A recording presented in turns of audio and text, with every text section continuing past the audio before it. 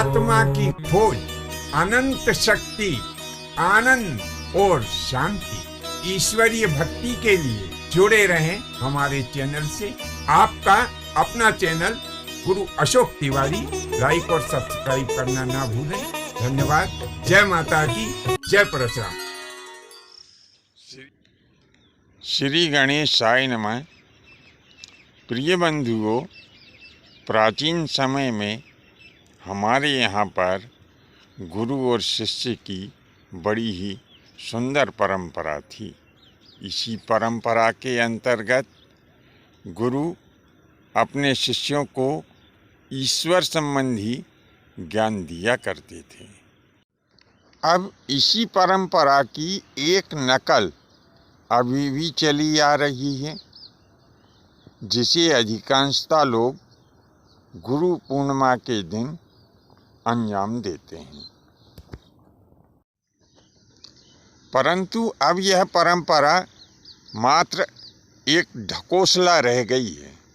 इसमें वास्तविकता बहुत कम है। अब मैं इसको ढकोसला क्यों कह रहा हूँ कि हमें इस बात से कोई मतलब नहीं है कि गुरु में कौन कौन सी योग्यता होना चाहिए, और गुरु को भी इस बात से कोई मतलब नहीं है कि शिष्य में कौन कौन सी पात्रता होना चाहिए। वहाँ तो हम क्या करते हैं, अधिकांशतः जो लोग गुरु दीक्षा लेते हैं वो क्या करते हैं। अब गुरु दीक्षा लेने वाली कोई महिला है तो वो विचार करेगी कि एक अच्छा सा भाई मिल जाए। भाई के बारे में तो बड़ी खोजबीन होगी कि भाई का घर कैसा होना चाहिए, भाई की उम्र कितनी होना चाहिए, ये सब बातें वो महिला विचार करेगी और ऐसा ही भाई ढूंढेगी। इसी प्रकार से गुरु दीक्षा लेने वाला जो भाई होता है वो भी विचार करता है कि कोई बहन मिल जाए, अच्छा सा घर हो। अब उनमें वो कौन कौन सी योग्यताएं देखते हैं, इस पर भी विचार करिए। बड़ी हंसी आती है कि लोग कैसी योग्यताओं वाले भाई बहन को ढूंढते हैं। अब उसमें सबसे पहले वो योग्यताएं देखते हैं बहन और भाई एक दूसरे में, कि हम उम्र हो, खूबसूरत हो, पैसे वाला हो। अब पैसे वाला क्यों देखना चाहते हैं, तो लोग बाग आपस में ऐसी भी चर्चा करते हुए पाए गए हैं कि अरे भैया, रिश्तेदारी ऐसे लोगों से करो ताकि कभी बखत बेबखत पैसा धेला की ज़रूरत पड़ जाए तो उनसे उधार सुधार भी ले लो। अब लो, स्वार्थ हुआ कि नहीं हुआ।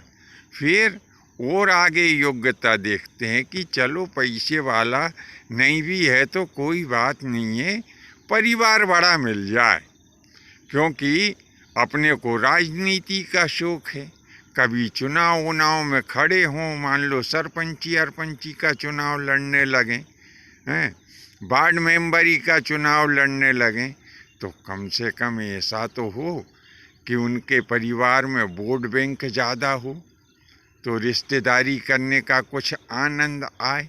तो इस प्रकार से जो परमार्थ की परंपरा थी, लोगों ने ऐसे ही उसे स्वार्थ से जोड़ दिया। अब ऐसी परमार्थ की परंपरा में भी जो खूबसूरत नहीं है, जो पैसे वाले नहीं हैं, जिनका परिवार बड़ा नहीं है, यदि वह पुरुष है तो उसे बहन नहीं मिल पाती है, और जो स्त्री है तो उसे भाई नहीं मिल पाता है।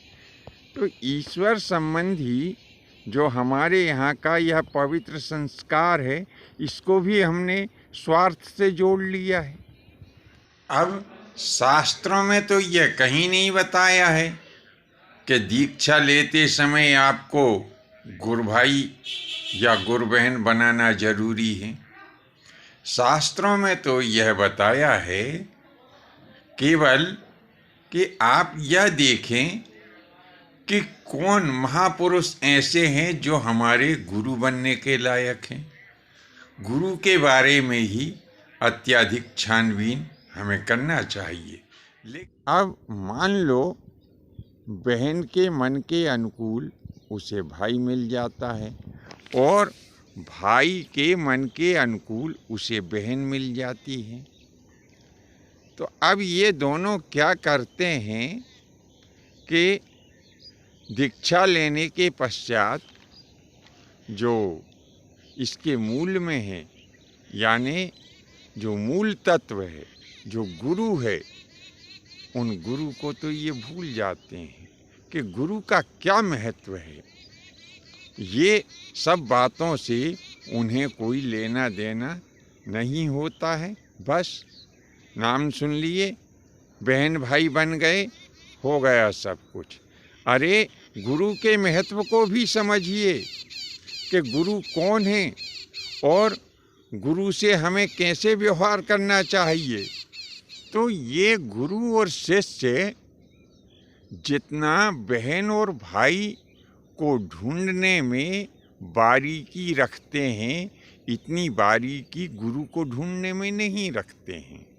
मैंने यहाँ तक देखा और सुना है कि लोग बाग आपस में चर्चा करते हैं कि गुरु किन को बनाएंगे, तो उनका जवाब होता है, अरे गुरु बनाने को कह, अरे कहीं के भी महाराज हैं पकड़ के और गुरु बना लेंगे।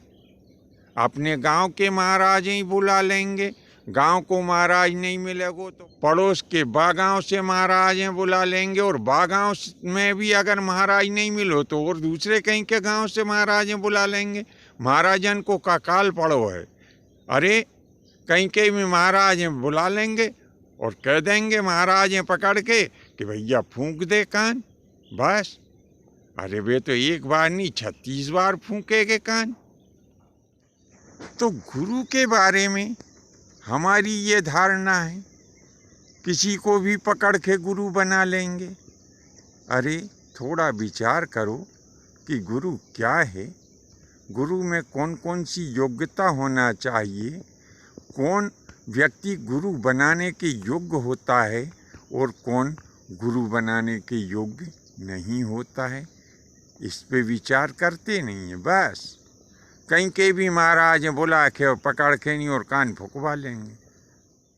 अब आप बताइए कि आप किसी ज्ञानहीन व्यक्ति को गुरु बना लेते हैं तो आपको वो क्या देगा। स्वयं के पास में ज्ञान है नहीं, जब खुद के पास में कोई चीज़ नहीं है तो वो हमें क्या दे देगा। जो स्वयं ईश्वर को नहीं जानता वह हमारा साक्षात्कार ईश्वर से कैसे करा देगा। ऐसे ज्ञानहीन पुरुष जो होते हैं वे उस कलछी की तरह होते हैं कि जो चूल्हे पे कोई बर्तन रखा हो और उसमें हम कलछी को चलाएं तो कलछी क्या करती है कि पूरे बर्तन में घूम के आ जाती है। जब कलछी बाहर निकले और हम उस कलछी से पूछें कि बता भाई कलछी क्या बन रहा है, तो क्या कलछी बता देगी कि इसमें क्या बन रहा है। इसी प्रकार से जो ज्ञानहीन लोग होते हैं, जो ज्ञानहीन पुरुष होते हैं, उन्होंने शास्त्र को तो पढ़ा है पर शास्त्र के सार को निकाल के अपने पास में नहीं रखा कि इस शास्त्र का मूल भाव क्या है। तो ऐसे लोग जो है ज्ञानहीन ही कहे जाएंगे। अब जो ज्ञानहीन है तो वो हमें क्या ज्ञान देगा। मूर्ख व्यक्ति संपूर्ण शास्त्रों को जानने के पश्चात भी ईश्वर तत्व को नहीं जानता है। तो ऐसे ज्ञानहीन व्यक्ति को गुरु बनाने से कोई फायदा नहीं होता है। हमें गुरु बनाने के लिए एक कहावत जो हमारे गांव में प्रचलित रहती है, उस कहावत को अमल में लाना पड़ेगा। कहावत कौन सी है कि गुरु कीजे जान खे और पानी पीजे छान खे। हम ऐसे व्यक्ति को गुरु बनाएं जिसके बारे में हमें यह पूरा विश्वास हो कि यह व्यक्ति गुरु बनाने लायक है और यह हमें एक न एक दिन अपने ईश्वरीय ज्ञान के द्वारा भगवान से साक्षात्कार करवा देंगे। बंधुओं, आज के लिए बस इतना ही। इससे संबंधित विषय वस्तु हम अगले भाग में लेकर उपस्थित होंगे। आज्ञा दीजिए। धन्यवाद। जय माता की, जय परशुराम जी।